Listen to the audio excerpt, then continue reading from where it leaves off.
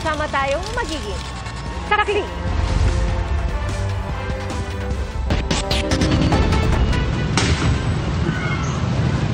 Nagawa pang umandar ng kaunti ng nagliliyab na van nang bigla itong sumabog sa isang gasolinahan sa Kamalig, Albay. Nagpapakarga umano ng gasolina ang van nang bigla na lang daw itong magliyab. Kalaunay nilamon ito ng apoy hanggang sa tuluyang sumabog. Nakababa naman agad ang 4 na pasahero ng van bago pa lumaki ang apoy. Bukod sa sasakyan, nasunog din ang isa sa mga fuel pump. Iniimbestigahan na kung ano ang naging sanhi ng sunog. Ginawa ng void o walang bisa ang Fisherman's Ring at lead seal na ginamit ni Pope Francis. Isinagawa po ito sa huling General Congregation o pagpupulong ng mga kardinal bilang paghahanda sa conclave para hindi na magamit ninuman ang mga naturang simbolo ng panunungkulan ng yumaong Santo Papa. Tinalakay rin sa pulong ang pagpapatuloy ng mga reformang sinimula ni Pope Francis. Kabilang dito ang legislation kaugnay sa pang-abuso, isyung pang-ekonomiya, at mga reforma kaugnay sa Roman Curia o ang pang-administratibong institusyon ng Vatican. Binigyang diin din ang kahalagahan ng Santo Papa bilang pastol at builder of bridges. Kailangan din nila ng Santo Papa ng awa at pag-asa sa panahon ng giyera at polarization o matinding pagkakaiba sa ideolohiya. Napag-usapan din ang pagtugon sa climate change at ang kahalagahan ng religious freedom. Nanawagan din ang mga kardinal ng permanenteng tigil putukan sa Ukraine, Middle East at iba pang bahagi ng mundo. Oras na mahalal ang susunod na Santo Papa, aantabayanan kung ano ang pipiliin niyang pangalan. Sa kasaysayan po ng simbahan, John ang pangalang pinakakaraniwang pinipili ng mga Santo Papa. Gayon din po ang Gregory, Clement, Leo at Pius. Saksi si Maki Pulido. Habemus Papam. Bago marinig ang katagangyan na Latin para sa meron na tayong Santo Papa, tatanungin muna ang pinili ng 2/3 ng cardinal electors o higit pa kung tinatanggap niya ang pagkahalal sa kanya at kung oo, ano naman ang napili niyang pangalan bilang Santo Papa. Sinuoy Jorge Cardinal Bergoglio, piniling isunod ang pangalan kay St. Francis na naglingkod sa mga mahihirap at binigyang halaga ang kapatiran. Benedict ang pinili ni Joseph Cardinal Ratzinger, pangalan ng Santo Papa noong World War I na nagpursige para sa kapayapaan. Habang si Pope John Paul II gustong ituloy ang misyon ng sinundan niyang Santo Papa na si Pope John Paul I. Doon sa pangalang pipiliin ng ating bagong Santo Papa, doon pa lamang makikita na natin in a way ano yung magiging direksyon ng kanyang papacy. May biblical tradition ang pagpapalit ng pangalan. Sa New Testament ng Biblia, Peter ang binigay ni Jesucristo kay Simon na pinaniniwala ang nagtatag ng simbahang Katolika at naging unang Santo Papa. Hindi pinagbabawal, pero wala pa sa mga sumunod na Santo Papa ang pumili ng pangalang Peter.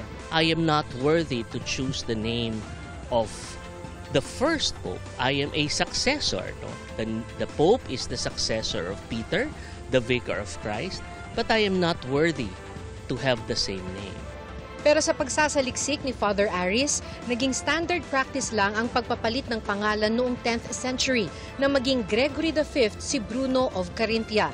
Mulaan niya noon, naging simbolo na ang pagpapalit ng pangalan ng personal transformation at misyon ng mga bagong halal na Santo Papa. Posible rin anyang bago pa man pumasok ng conclave ang mga cardinal elector, may napili na silang pangalan sakaling sila ang mahalal na bagong Santo Papa. I would like to think that each of the cardinal electors know that it is their duty to vote, to elect the next pope.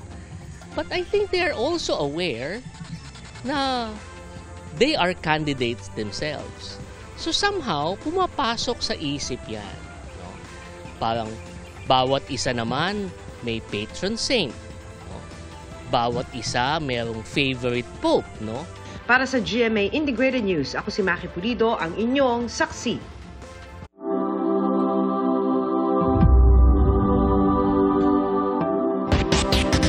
Idinetali po ng Holy See Press Office sa Vatican ang inaasang schedule para sa pagsisimula ng conclave bukas. Sa umaga, sisimulan ito sa isang misa na magaganap sa St. Peter's Basilica. Pasado alas 9 ng gabi sa Pilipinas, tutungo sa Apostolic Palace ang mga kardinal mula sa Casa Santa Marta para sa pagpasok sa conclave. Sakaling wala pang mapiling Santo Papa, magpapatuloy ang botohan hanggang sa Huwebes. At inaasahang makikita ang usok alas 4:30 ng hapon o kaya alas 6 ng gabi dito sa Pilipinas. At para sa ikalawang bugso ng botohan, posibleng lumabas ang usok alas 11:30 ng gabi o di kaya 1:00 ng madaling araw, oras sa Pilipinas. Matapos ang botohan, magkakaroon din ng padasal sa Sistine Chapel hanggang sa makabalik ang mga kardinal sa Casa Santa Marta. Nasunugan na nga, ninakawan pa ang ilang residente sa Las Piñas at sa General Santos City, mahigit 100 bahay ang nasunog. Saksi, si EJ Gomez. Magahating gabi kahapon nang lamunin ng apoy ang malaking bahagi ng residential area sa General Santos City. Agad itinaas ng Bureau of Fire Protection sa first alarm ang sunog. Matapos ang 3 oras, naapula ang apoy. Papeles namin nasunog. Yung mga booters namin nasunal para matulungan kami, mga bahay lang. Sa inisyal na tala ng BFP, mahigit 100 bahay ang nasunog. Halos kalahating milyong piso ang danyos. Wala namang nasaktan. Habang inaalam pa ang kabuang bilang ng mga nasunugan, inilikas ang mga apektadong pamilya sa gym ng barangay. Sa Zamboanga City, mahigit 40 bahay ang nilamon ng apoy. Dahil malapit sa ilog ang lugar, nakatulong din ang mga backhoe na ginagamit sa flood control project doon para makapagpakarga ng tubig at maapula ang apoy. Ayon sa BFP, aabot sa halos 4 na milyong piso ang halaga ng pinsala. Pasado alas 4 ng madaling araw kanina, sunog ang gumising sa mga residente ng Barangay Manuyo 1 sa Las Piñas City. Nahirapan ho tayo dun sa pag-aakyat lang dun sa area kasi napapaligiran siya ng medyo mataas na establishments. Compound kasi siya, so naglagay pa tayo ng mga ladder kasi hindi natin ma-access yung loob dahil may mga kuryente pa yung area. Ilang residente ang nasugatan habang lumilikas. Napagsakan po ako ng tela na may apoy kaya dali-dali po ako bumaba kasi nga sobrang init na dito sa gilid ko. Habang ang iba nanakawan pa raw. Nandun po ako sa ibang side ng kalye. Nakita ko parang familiar sa akin na gamit. Nawala lang po yung alahas po. Ayon sa barangay, mahigit 20 bahay sa isang compound ang apektado. Sa taas! Sa taas! Sa Barangay Batasan Hills, Quezon City, 3 palapag na bahay na may sari-sari store ang tinupok ng apoy. Nasa 8 fire truck ng BFP ang rumisponde, bukod pa sa mga fire volunteer group. Kinailangang gumamit ng maso para mabuksan ang roll-up door ng tindahan. Nakita na namin yung baba umuusok na. And then may apoy na po siya. Yun, sumigaw na kami lahat, may sunog-sunog. Then lumakas na hanggang umakyat sa taas. Ligtas ang mga nakatira sa bahay pero ayon sa kanila, 2 beses na nag-fluctuate ang supply ng kuryente sa kanilang lugar bago mangyari ang insidente. Naapula ang sunog matapos ang halos 1 oras pero sa bilis ng pangyayari, walang naisalbang gamit. Iniimbestigahan pa ang sanhi ng mga naturang sunog. Para sa GMA Integrated News, EJ Gomez, ang inyong saksi. Para maiwasan ang nangyaring disgrasya noong linggo, bawal ng pumarada ng paharap sa NAIA Terminals 1 at 2 ang mga sasakyan at ang parallel unloading ang pwede nilang gawin. Inaalam din ng otoridad kung tama ang pagkakabit sa mga bollard na pinaglaanan ng 8 milyong piso ng dating administrasyon. Saksi, si Ian Cruz. Inilalagay ang bollard para protektahan ang mga pedestrian at ari-arian. Sa demonstrasyon ng isang kumpanya, hindi nasira o nabunot ang stainless bollard na 0.6 meters ang taas at nakabaon ng 0.4 meters. Kahit pa tinamaan ito ng 6,800 kilos na truck na tumatakbo ng 65 kilometers per hour mula sa matarik na lugar. Pero ang bollard sa NAIA Terminal 1 itinumba ng bumanggang SUV imbes na maharang ito. Disgrasyang kumitil ng 2 tao. Nakita ko yung pinagkabitan ng bollard. Medyo mababaw talaga ang pagkakabit.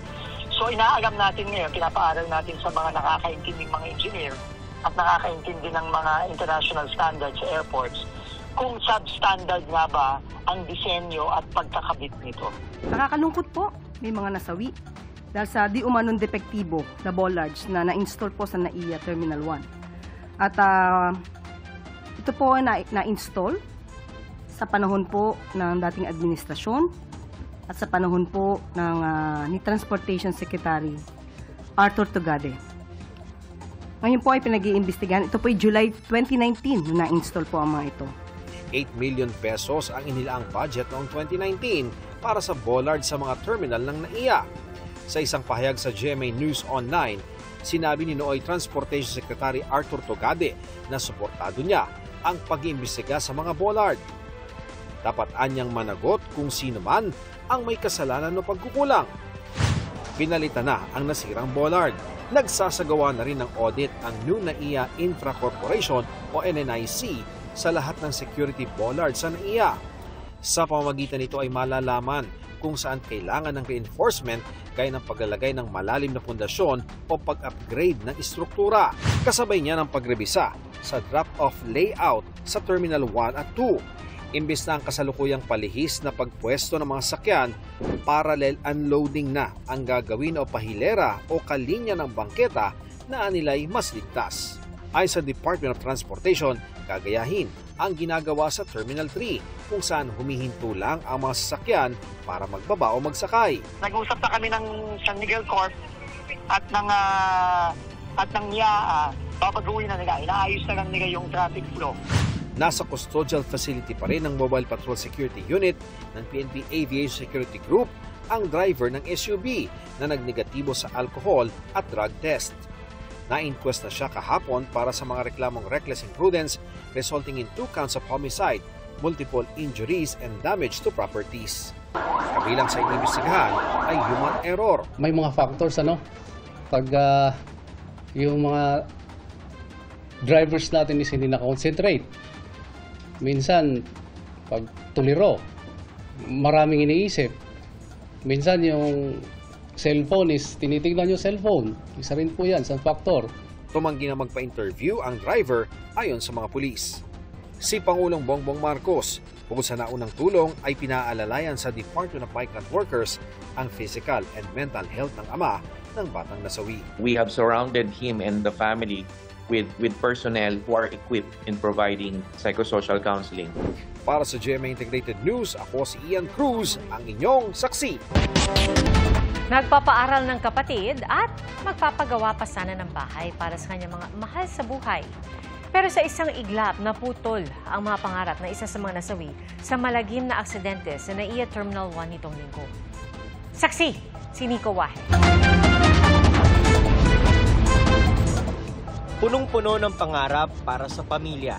Ganyan ilarawan ng mga kaanak ang breadwinner ng pamilya na si Derek Keyo Faustino o Keyo kung tawagin nila. Isa sa 2 namatay sa malagim na aksidenteng nangyari sa NAIA Terminal 1 noong May 4. Si Keyo ay napaka-responsable na bata. Mabait. Parang tumatay yung breadwinner kasi yung mga expenses nila sa bahay, siya ang gumagastos. Tumutulong din daw sa pagpapaaral ng bunsong kapatid. Nakahanda na nga rin daw sanang ipagawa ang bahay nila mag-aama. Ito ay hindi bahay nila Keyo. Ancestral house namin to. Kung makikita nyo ang bahay nila Keyo, maliit lang siya. At yun ang isang pangarap niya, mapagawa niya yung bahay nila. At hindi na sana siya na magpagawa ng bahay. Nakapag-ipon na siya. Sa bahay raw nila na yon galing si Keyo bago pumunta ng NAIA Terminal 1. Hinatid pa nga raw siya ng kanyang tatay. Tinawag ko pa siya ng tricycle. Kayo ba tumawag ng tricycle? Tinawagan ko yun. Hapon pa lang, 3:30, tinawagan ko yun. Parang magkaibigan lang kami nito. Yun na rin daw ang huling beses na nagkausap at nagkita sila ng anak. Papunta raw sana ng Dubai si Keyo noong araw na yon para sa isang work trip. So 8 o'clock, dumating sila. Kasama yung sa company nila, vehicle. 3 sila. Si Keyo kasi, ang daw niya is siya ang kumukuha agad ng trolley para dun sa bagahe. So yun, yung 2 kasama niya nagbababa ng mga bagahe. Si Keyo ang lumabas para kumuha ng trolley. And yung paglakad niyang ganun pakuha ng trolley, sabay na umararo yung sasakyan. Posible raw na bigyan pa sana ng tsansang mabuhay si Keo kung agad natulungan matapos ang aksidente. Mahigit 30 minuto raw kasi nakadagan sa kanya ang SUV.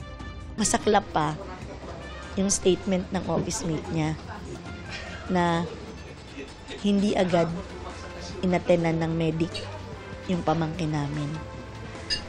Na nakita pa nila na gumagalaw pa.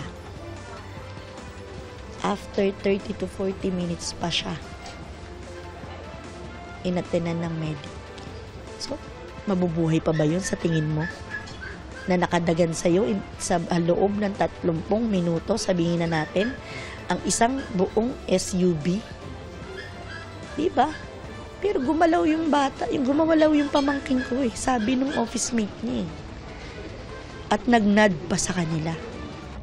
Hindi rin nila maiwasang isipin na hindi sana nangyari ang aksidente kung matibay ang bollard na harang sa Terminal 1. Ngayon, ang gusto lang muna nila ay makasama si Keo hanggang sa mga huling sandali nito.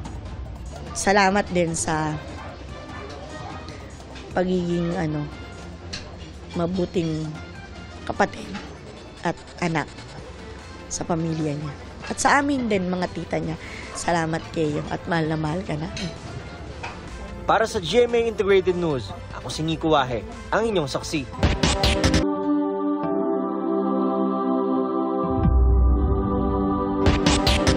Sa bisperas ng Papal Conclave, dagsana hindi lang ang mga miyembro ng media, kundi pati maging ang mga mananampalataya at turista sa paligid ng St. Peter's Square. At mula sa Vatican City, saksi si Connie Sison. Ito naman ang Vatican Apostolic Palace. Dito ang karaniwang tirahan ng mga nagiging Santo Papa. At isa po sa mga bintana na yan, dumudungaw ang Santo Papa para magbigay ng kanyang Sunday Angelus.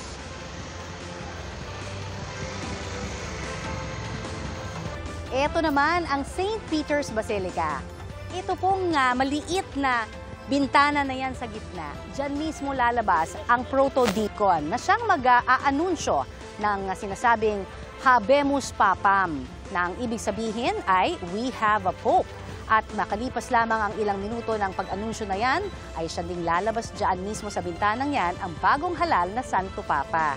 Ito na nga po sa St. Peter's Square, nagtitipon-tipon ang mga mananampalatayang Katoliko. Meron itong kapasidad na 300,000, pero kadalasan ay lumalagpas pa ang bilang na yan. Connie Sison from Manila, Philippines. Yes, sure. Yes, I would just like to ask, are you for a church that is progressive, or a new pope that is progressive, or a pope that is traditional?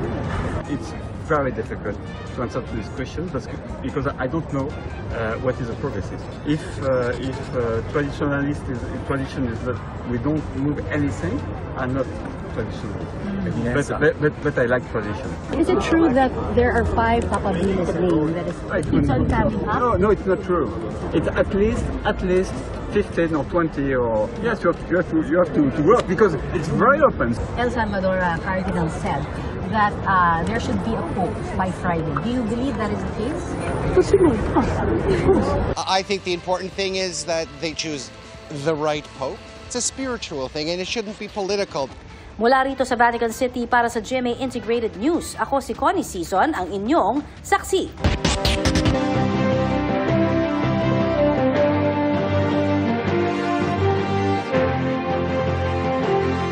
Idineklara ng Malacanang bilang special non-working holiday ang May 12, araw po ng eleksyon. At sa gitna po niyan, may mga nadagdag pang kandidato na inisyuhan ng show cause order ng COMELEC. Ating saksihan! Ang pakilala raw ng 3 lalaki, mga taga-COMELEC silang mag-iinspeksyon ng mga automated counting machine sa isang eskwelahan. Pero napaamin sila kalaunan. COMELEC po ba kayo? Hindi. May dala pa silang peking COMELEC ID at may logo ng COMELEC ang kanilang sasakyan. Nakapiit ng 3 suspect. Tumanggi silang magbigay ng pahayag. Naharap po nila sa kasong usurpation of authority at falsification of public documents. May mga nababalita na nagbebenta sa buong bansa ng mga na kaya daw nila allegedly nagawa ng paraan ng ating eleksyon? Anong malay natin yung ibang tao dyan lalapit lang sa maraming stock ng mga machine, kunyari nandun sila sa mga makina at palalabasin nila na meron silang mga makina sa kanilang sariling mga bahay o sa kanilang possession para mas mataas ang paniningil sa mga kliyente. Inisyuhan naman ang show cause order ng COMELEC si Caloocan Congressional Candidate Edgar Irice. Pinagpapaliwanag siya kaugnay sa paraan ng pagpuna niya sa suot na isang babaeng kandidato sa isang interview. Binanggit din sa show cause order ang ginamit niyang pandiwa sa isang kampanya na tila double meaning dahil nakakabastos para sa isang babae. Ayon sa COMELEC, posibleng paglabag ito sa kanilang anti-discrimination and fair campaigning guidelines. Gate ni Irice, walang pagdidiskrimina sa kanyang mga sinambit na pagbatikos lang anya sa mga aksyon ng isang public official. Tanong niya, bakit tila pinuntirya siya ng COMELEC? Dahil daw ba sa mga pagbatikos niya noon sa komisyon? Sabi ng COMELEC, sagutin na lang niya ang show cause order. May iba pang show cause order na inilabas ang COMELEC ngayong araw, kaugnay sa iba't ibang election offenses. Sa Marikina, 2. Pagkatapos, 2 rin sa Laguna. Ito ay nilabas po ng Committee on Kontrabigay. Bago sumikat ang araw kanina, ikinarga na sa mga truck ang kahon-kahong balota para sa Metro Manila. Ineskortan ito ng mga pulis na may dalang matataas na kalibre ng baril. Hanggang bukas, inaasang matatapos ang delivery ng 7.5 milyong balota sa Metro Manila, na tulad sa ibang lugar ay tinatanggap muna sa City Hall o munisipyo, bago ilagay sa isang secured na lugar na pwedeng pabantayan ng mga partido at kandidato. May tracker po yan at at the same time, lahat po ng truck na nagdi-deliver ay may kasama na PNP personnel na nakaantabay hanggang sa ma-i-deliver ang kahuli-hulihan o sa kahuli-huliang lugar yung mga balota. Lalo po ito, balota po ito. Ito po ang number 1 accountable document. Patuloy naman ang final testing and sealing ng mga automated counting machine o ACM sa iba't ibang lugar gaya sa Tagbilaran City, Bohol. At Dumaguete City, Negros Oriental kung saan may pumalyang ACM na agad pinalitan. May mga naiulat ding ACM na hindi gumana sa 2 lugar sa Davao City pero maayos na naisagawa ang mock voting sa iba pang lugar. Extended naman hanggang May 10 ang enrollment ng mga Pilipino abroad na boboto online. Para sa GMA Integrated News, ako si Rafi Tima, ang inyong saksi. Iginiit ng public relations firm na Infinitas Marketing Solutions na wala silang illegal na ginagawa sa gitna ng pahayag ni Senator Francis Tolentino na maaari po silang kasuhan ng treason. Humarap po kahapon ang mga opisyal ng Infinitas sa pagdinig ng Senado, kaugnay ng alegasyong nag-ooperate ito ng troll farm sa Pilipinas para sa China. Sa isang press conference kanina ay tinanggi ito ng kumpanya at sinabing dapat daw maging mas maingat si Tolentino sa kanyang pagbibintang dahil nakakaapekto na ito sa mismong relasyon ng China at ng Pilipinas. Hinihingan namin ng reaksyon si Tolentino kaugnay nito. Well, it is his duty. We have, of course, we respect his duty being a senator of this republic, but a bit circumspect, and we have legitimate, or we have other right agencies must have handled this case, like our Department of Foreign DFA. So right now we are not thinking of filing a case. We still have to go through it and review our action collectively. Yesterday's Senate hearing was supposed to be a venue for truth, but I was told over and over that I would only deny everything. Yet, I was not even given a fair chance to explain or speak for myself. Naniniwala isang maritime law expert na patuloy na pumuporma ang China para sa posibleng plano na i-reclaim ang Bajo de Masinloc. Ayon sa National Security Council, hindi papayagan sakaling magtangka ang China na gawing artificial island ang Bajo de Masinloc. Saksi, si JP Soriano. Ang larawang ito, ang Automatic Identification System o AIS Transmission Images ng Scarborough Shoal o Bajo de Masinloc, bahagi ng teritoryo ng Pilipinas at nasa loob ng Exclusive Economic Zone ng bansa sa mga larawang ibinahagi ng Sea Light Initiative na inorganisa ng Strat-based ADR. Ipinapakita na sa nakalipas na 1 taon, nadoble ang aktibidad ng mga barko ng China sa paligid ng Bajo de Masinloc. If we look at movement patterns over this time, we obviously that Chinese movement around Scarborough Shoal increases dramatically, and the behavior of these ships also changes slightly. So we see, in addition, the perimeter around Scarborough Shoal has increased and become much more of a hotbed of activity, but that this activity has been pushed out another 20 or 30 miles and that they're running a much further perimeter. Kinumpirma ito ng National Security Council at mariing tinututulan ng Pilipinas. Ayon sa maritime law expert na si Jay Batong Bakal, patuloy na pumuporma ang China para sa isang posibleng plano na i-reclaim o tambakan ang Bajo de Masinloc, gaya ng ginawa nilang artificial island sa Kalayaan Island Group na tinayuan ng mga gusali, runways at iba't ibang military facilities. Definitely, if they succeed in their plans and say in the future convert Scarborough Shoal into another military base like Fiery Cross and Subi and Mischief, that would not only cement their illegal control, but it would also have serious implications for the rest of the region and the world. Kinukuha pa ng GMA Integrated News ang reaksyon ng Chinese Embassy sa Pilipinas kaugnay dito. Pero ayon sa National Security Council, hindi raw ito papayagang mangyari ng Pilipinas. At sa oras daw na magtangka ang China na gawing artificial island ng Bajo de Masinloc, red line na raw ito o linyang aalmahan at hindi papayagan. What keeps us awake at night, of course, is the prospect of China since they have presence in the area, turning the shoal into a artificial island or militarizing it. That is going to be very troubling. The legal status of Scarborough Shoal as part of Philippine territory is clear. Therefore, that is a red line for the Philippines. Okay, I hope that China continue to adhere to the Declaration of Conduct. Ang tinutukoy na Declaration of Conduct ni Malaya ay yung DOC na pinirmahan ng Pilipinas, China at iba pang bansa sa ASEAN na walang bagong bahagi na iookupa habang binubuo ang Code of Conduct o COC. Para sa GMA Integrated News, ako po si JP Soriano, ang inyong saksi. Inisyuhan po ng show cause order ng LTO ang mga driver ng AUV at SUV na nag-viral dahil sa tila pagkarera sa Kawayan, Isabela. Saksi, si Mariz Umali. Sa viral rear-view video inilakip sa show cause order ng Land Transportation Office, kita ang pagharurot ng isang silver na AUV sa isang national highway sa Kawayan, Isabela. Tila nakikipagkarera umano ito sa SUV na siyang may kuha ng rear-view cam video.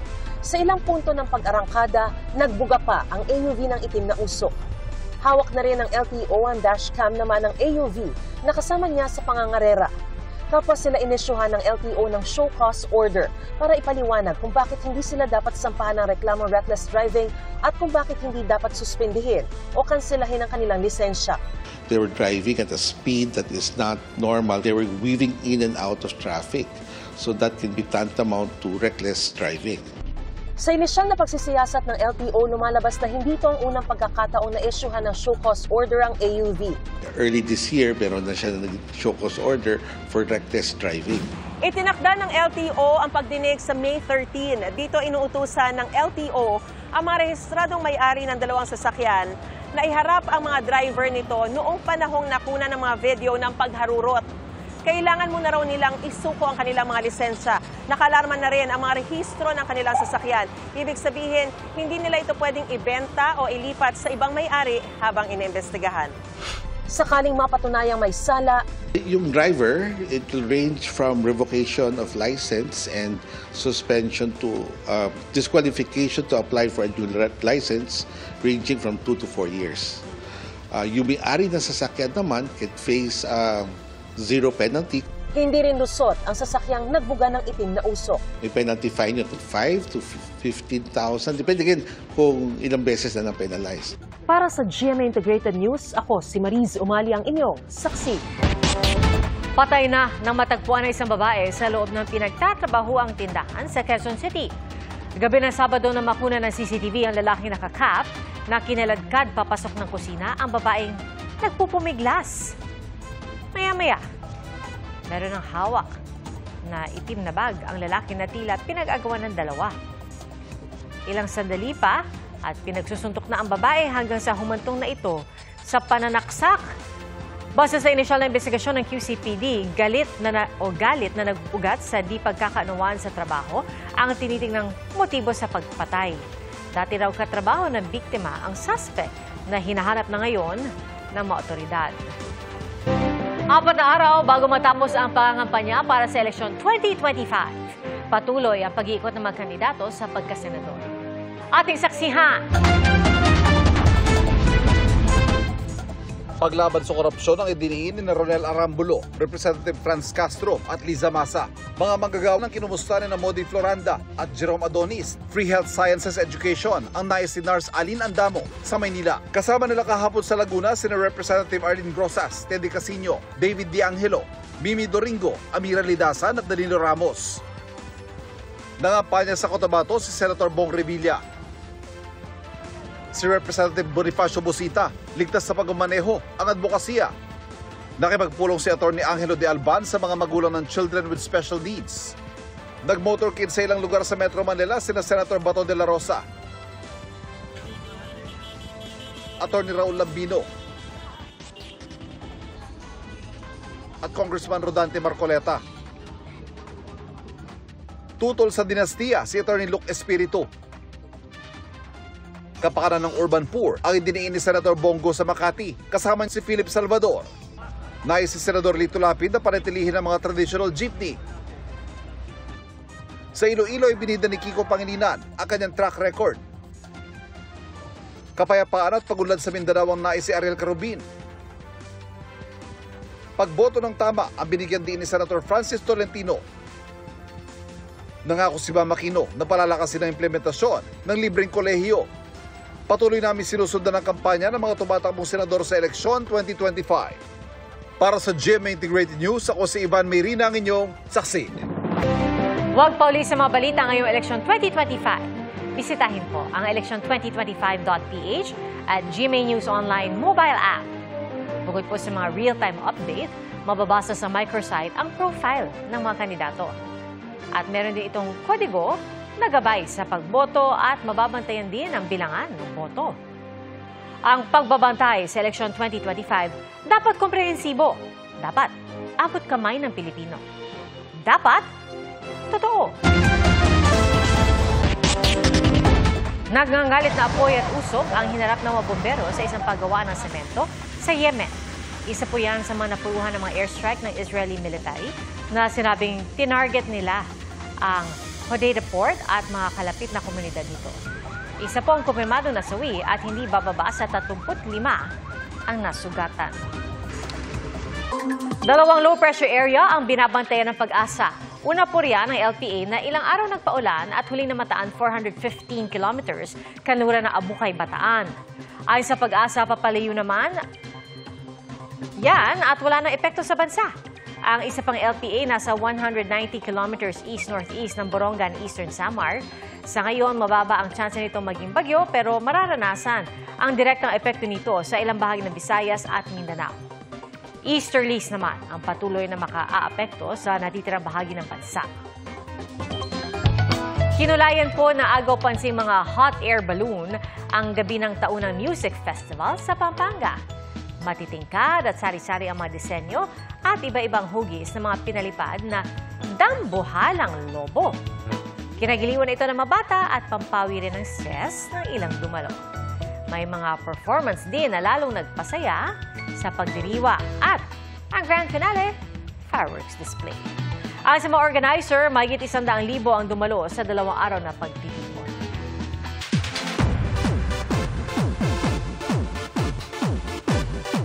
Doble-dobleng saya at sorpresa ang hatid ng longest-running gag show sa bansa na Bubble Gang sa kanilang ika-30 anibersaryo. Kasabay ng selebrasyon ang paghahanap nila ng mga bagong kababol. Siyempre, gusto natin yung gang na word sa Bubble Gang, maging totoong gang talaga. Mas malaki, mas malawak, tsaka mas marami ang nasasakop na tao at tsaka humor sa society. Actually, yun naman ang pag-adapt natin sa bagong comedy, ika nga, di ba? We're looking for new talents na 2 ways yan eh. May matututunan kami for sure at the same time. May sekretong proyekto rin si comedy genius Michael V. at si Paolo Contis na malalaman daw natin sa takdang panahon. Salamat po sa inyong pagsaksi. Ako si Pia Arcangel para sa mas malaki misyon at sa mas malawak na paglilingkod sa bayan. Mula sa GMA Integrated News, ang News Authority ng Filipino. Hanggang bukas, sama-sama po tayong magiging saksi!